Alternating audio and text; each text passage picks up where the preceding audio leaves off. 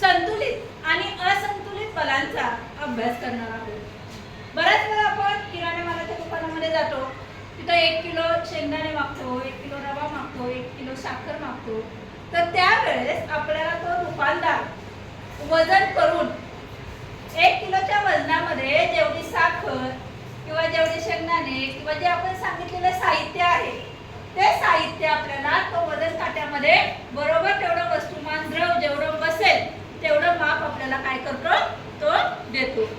मग यातच आपण संतुलित आणि असंतुलित बलाचा काय करणार आहोत, परीक्षण करणार आहोत। ज्या वेळेस हे 500 किलोग्रामचं वजन आहे, त्या 500 किलोग्रामचं वजन दोन्ही सारखं येण्यासाठी ज्यावेळेस आपण दुसरं 500 किलोग्रामचं वजन त्याला लावू त्याच वेळेस ते काय होतील, सारखे होतील, म्हणजे संतुलित होतील। जर मी वजन इकडे जास्त लावलं तर काय होईल, असंतुलित होऊन जातील। लक्षात आला फरक, संतुलित असंतुलित। ज्या वेळेस दोघांचं वजन सारखंच होईल त्यावेळेस ते पारडं जे आहे ते काय होईल, संतुलित होईल। ज्यावेळेस एका पारड्यामध्ये जास्त एका पारड्यामध्ये कमी असेल त्यावेळेस ते वजन काय होतील, असंतुलित। लक्षात आलं? प्रत्येकाने पुन्हा दुकानामध्ये गेल्यानंतर तिथले वजन बघा, वजन काटे बघा, तिथले पारडे बघा आणि ज्यावेळेस दुकानात जातो त्यावेळेस वजन व्यवस्थित आहे का नाही याची प्रत्येकाने काय करावी, काळजी घ्यावी। धन्यवाद।